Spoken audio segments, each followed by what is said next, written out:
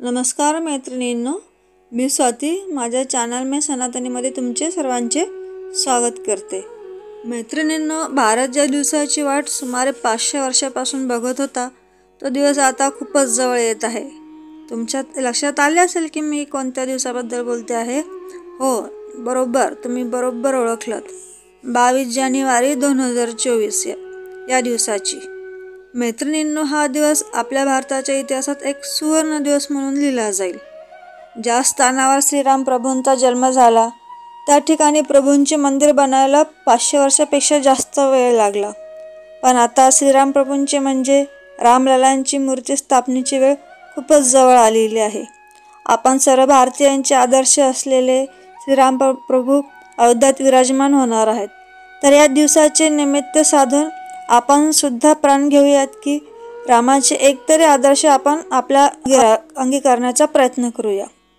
आज या व्हिडिओमध्ये मी तुम्हाला श्रीराम प्रभूंचे असे 6 आदर्श सांगणार आहे ज्यामध्ये आपल्या जीवनातील यशाचे रहस्य दडले आहे. आपल्याला माहितीच आहे की राम आणि कृष्ण हे भारतीय संस्कृतीचे आधारस्तंभ आणि भारतीय जनतेचे केंद्रबिंदू आहेत. प्रत्येकाच्या अंतःकरणात रामाचे नाव कोरलेले आहे. राम रंगी सगळे रंगले आहेत.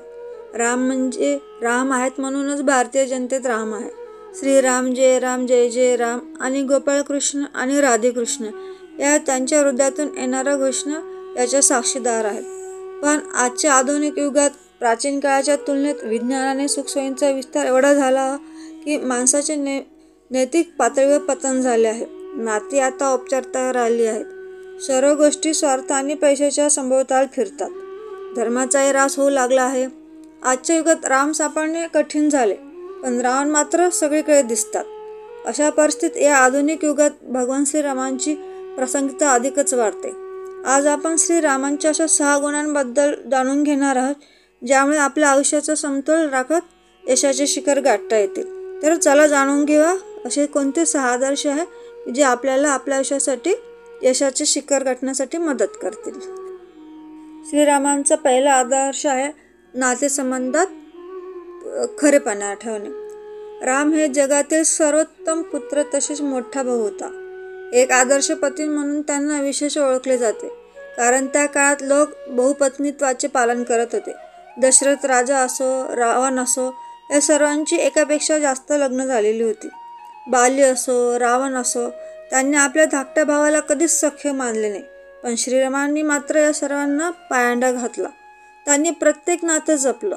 आजच्या काळात हे श्रीरामांकडून शिकले पाहिजे. आपसात बंधुभाव, नाती जतन करण्याची कला आणि मानवाचे कल्याण कसे होते याचे उत्तम उदाहरण म्हणजे श्रीराम. श्रीरामांचा दुसरा आदर्श म्हणजे ते लोकशाहीचे रक्षक होते. प्रभू श्रीरामांनी अशा प्रकारे व्यवस्थापित केले की आजही त्यांचे कार्य, व्यक्तिमत्व आणि शासन आपल्या स्मरणात राहते. प्रभू श्रीराम यांच्याकडे असीम शक्ती होती, पण त्यांनी त्यांच्या रावणासारखा कधीही दुरुपयोग करून घेतला नाही. रावणाने आपली शक्ती दाखविली, पण रामाने प्रतिष्ठा आणि नम्रता दाखविली. मी लोकांसाठी चुकलो तर संपूर्ण भारत चुकीच्या मार्गावर जाईल या विचारात श्रीराम जगले. लोकशाही, जनमत आणि जनतेच्या हिताचा त्यांनी नेहमीच विचार केला. यातून आजच्या राजकारणाने किंवा राजकर्त्यांनी धडा घ्यायला हवा. श्रीरामांच्या कार्यपद्धतीचे दुसरे नाव म्हणजे लोकशाही आहे. रामराज्यात कुणालाही विनाकारण शिक्षा झाली नव्हती की पक्षपात नव्हता आणि भेदभाव तर मुळीच नव्हता. श्रीरामांचा तिसरा आदर्श म्हणजे त्यांनी इतरांनाही नेतृत्वाची संधी दिली. प्रभू श्रीरामांनी 2 लोकांची टीम सोबत घेतली होती. प्रथम म्हणजे त्यांची पत्नी आणि दुसरे म्हणजे त्यांचे भाऊ लक्ष्मण. तिघांनीही संघ म्हणून एकत्र काम केले, पण नेतृत्व मात्र श्रीरामांनी आपल्याच हाती ठेवले. परंतु श्रीरामांनी आपल्यासह सर्व लोकांना स्वावलंबी बनवण्यासाठी अशा अनेक संधी दिल्या, तर त्यांनी इतरांच्या हातात नेतृत्व दिले. श्रीरामांनी रणनीती, मूल्ये, विश्वास, प्रोत्साहन, श्रेय, इतरांचे लक्षपूर्वक आणि संयमाने ऐकणे आणि पारदर्शकता त्यांच्यासमोर ठेवली आणि वनवासात एक मोठा संघ तयार करून प्रत्येकाला नेतृत्व करण्याची संधी दिली. श्रीरामांचा चौथा आदर्श म्हणजे त्यांनी प्रत्येक समस्यावर उपाय शोधला. प्रभू श्रीरामांसमोर अनेक वेळा असे अनेक कठीण प्रसंग उद्भवले जेव्हा संपूर्ण संघात निराशेची भावना पसरली, परंतु समस्यावर उपाय शोधण्यासाठी त्यांनी संयमाने काम केले आणि नंतर त्या काम सुरू केले. सीतेचे अपहरण असो, स्वतः आई रावणाचे अपहरण असो आणि लक्ष्मण मूर्छा येण्यापासून असो, त्यांना अनेक संकटाचा सामना करावा लागला, परंतु त्यांच्या उत्साहात संघाने सर्व अडचणीवर मात केली. श्रीरामांचा 5वा आदर्श म्हणजे त्यागाची भावना. हे सर्वज्ञात आहे की आपल्या वडिलांच्या आदेशानुसार त्यांनी सिंहासन सोडण्याचा निर्णय घेतला होता. आश्रमात राहून त्यांनी गुरुज्ञान घेतले. जंगलात एका झोपडीत राहून त्यांनी कंद खाल्ली आणि या दरम्यान त्यांनी आदिवासी आणि वनवासी यांना धनुष्यबाण शिकवले आणि धर्मही शिकवला. शबरीची उष्टी बोरे प्रेमाने खाणे, केवट निषादराजला मिठी मारणे, माकड, अस्वल अशा प्राण्यांना प्रेम वात्सल्य देऊन त्यांना आपलेसे करणे आणि त्यांच्या जीवनात उत्साह संचारणे हे रामाकडून शिकले पाहिजे. आधुनिक युगाच्या माणसांमध्ये त्यागाची भावना मुळीच नाही. त्याग माणसाला श्रेष्ठ आणि लोकप्रिय बनवतो. श्रीरामांचा 6वा आदर्श म्हणजे असत्याविरुद्ध युद्ध आवश्यक. श्रीरामांची कार्यपद्धती कलियुगातही समर्पक आहे, कारण आज दहशतवादी शक्ती जगभर डोकेवर काढत आहेत. वाढती अराजकता आणि दहशतवादी शक्ती नष्ट करण्याच्या खऱ्या शक्तीचे नाव आहे श्रीराम. श्रीरामांनी आसुरी शक्तींचा नाश करून धर्माचे रक्षण केले. प्रभू श्रीरामांची पत्नी सीता हिचे रावणाने अपहरण केले होते, तेव्हा श्रीरामांसमोर सर्वात मोठे संकट उभे राहिले होते.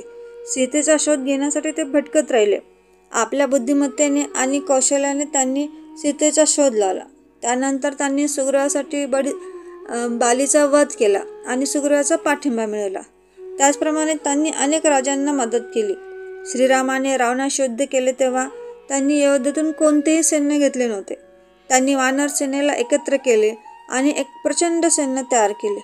विशेष म्हणजे ना पगार, ना गणवेश, ना शस्त्र होता. तो फक्त होता आत्मविश्वास.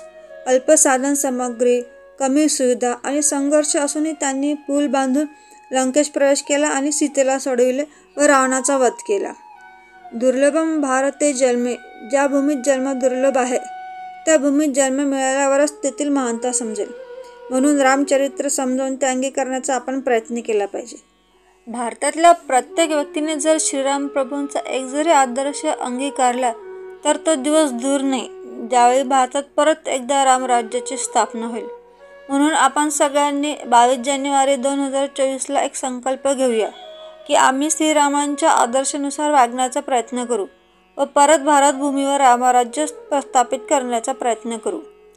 मैत्रिणींनो, तुम्हाला व्हिडिओ जर आवडला असल्यास लाईक, शेअर, कमेंट करायला विसरू नका, कारण मला एक लाईक व एक कमेंट चांगले माहितीपूर्ण व्हिडिओ बनवण्यासाठी प्रेरित करते. प्रत्येकाचे कमेंट हे माझ्यासाठी खूप अनमोल आहे. तेव्हा प्लीज कमेंट करायला विसरू नका व चॅनलला सबस्क्राईब करा. धन्यवाद.